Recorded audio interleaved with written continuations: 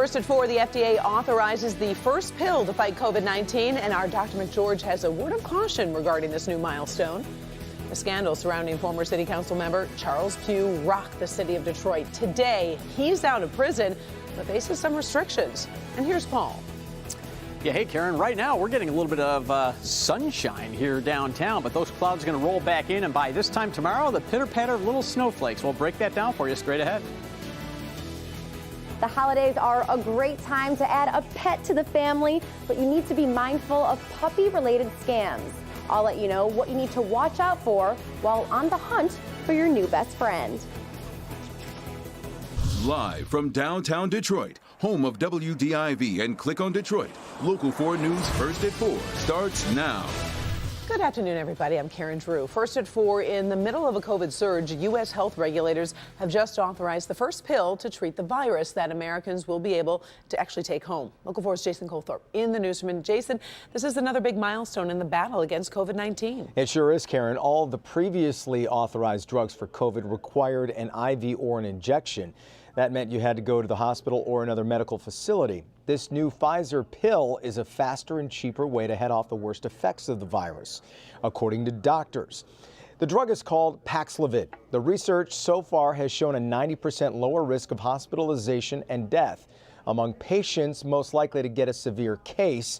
And doctors also say any side effects are mild. The FDA authorized the drug for use in adults and children 12 and older with a positive COVID-19 test, early symptoms, and high risk of hospitalization.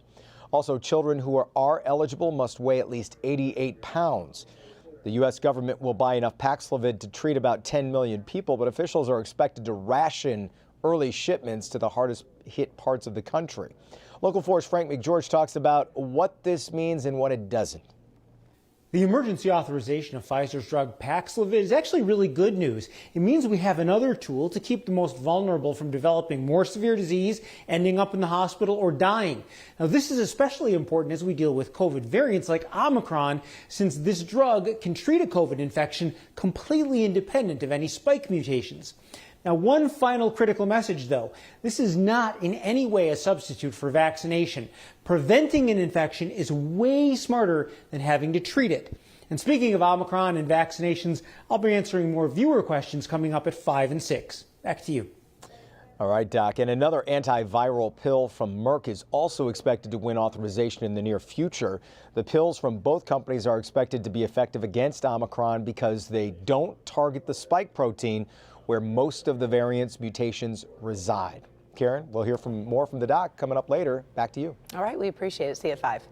Michigan hospitals are getting more military help, and we're getting our first look at updated COVID numbers for you. Today, the state is reporting more than 13,000 new cases over the past 2 days. It's a daily average of about 6,800. That is higher than last week. Right now, the 7-day positivity rate is still hovering around 16%.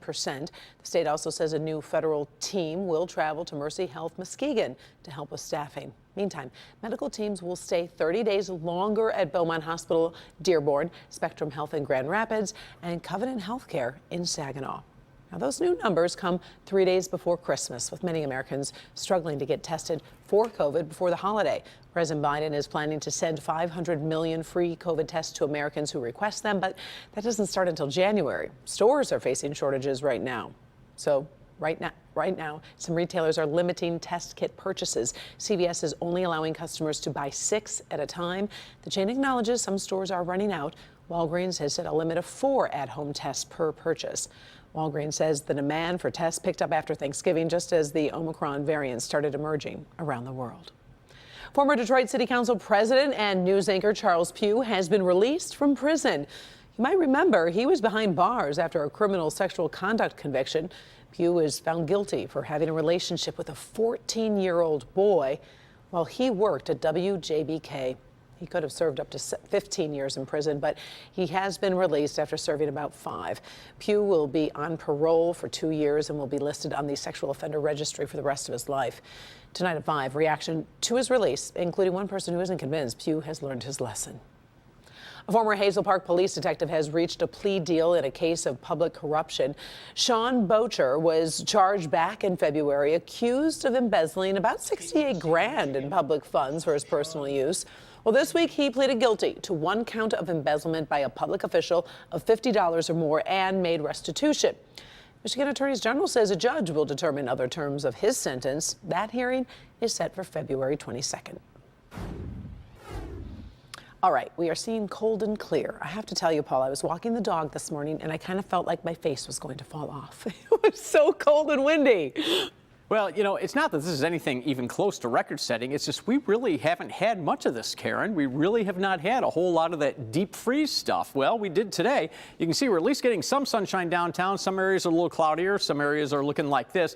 And those temperatures, as expected, a little cooler than expected. We were thinking around 30 yesterday for a high. Right now, it's basically mid-20s out there, but the teens are the wind chill. So if you're heading out right now, think about teens. That's what you want to dress for. And with that west-northwest wind coming across the lakes, you can see these lake effect streamers here, most prevalent out to our east. But we have some good ones here to the north, even a little business going on here near Grand Rapids. But for the evening hours, nothing of any consequence falling from the sky, just temps falling through those 20s very slowly with the breaks increasing. And I'll be back in a few minutes to talk to you about the timing and the amounts for tomorrow's snow. We'll see you in a few.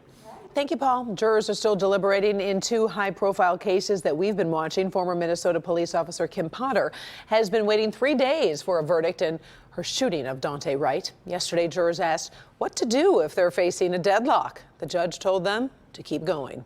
In New York, another jury is still considering the case of British socialite Ghislaine Maxwell. She's charged with sex trafficking, accused of helping the late Jeffrey Epstein to abuse 4 young girls.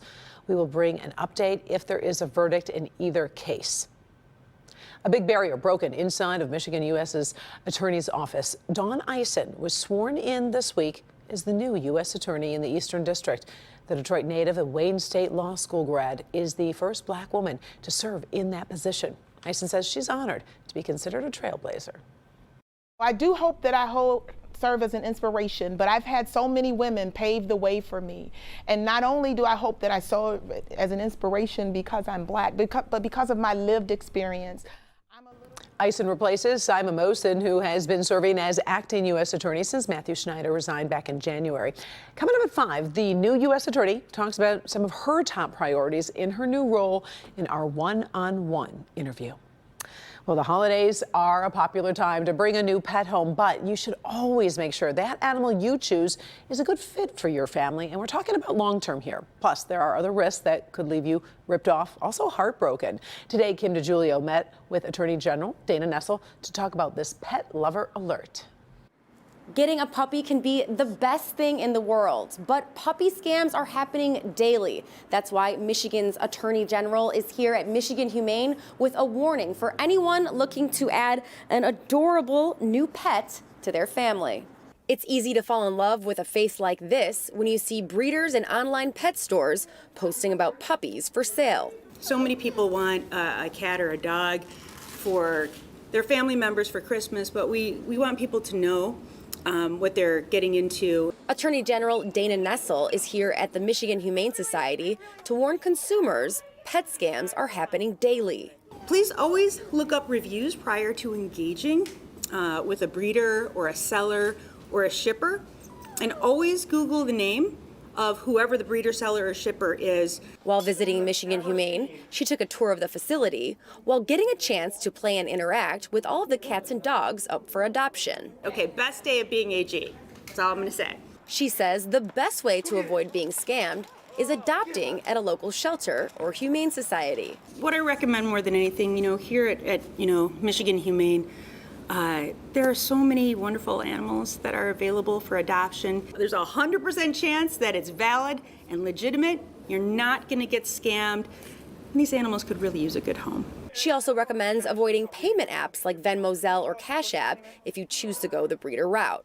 Also, to watch out for puppies being shipped by illegitimate companies that may sound like legitimate ones. And one case we have involves Delta Airlines, and the scammer used Delta Airways logistics, even though they're not related at all. There's been reports of people being scammed up to $13,000 from fake breeders. Remember, you can get a dog just like this from Michigan Humane and only pay $75 to $400, and you know that this dog is real and it will love you just as much as any other dog. At Michigan Humane, I'm Kim DeGiulio, Local 4.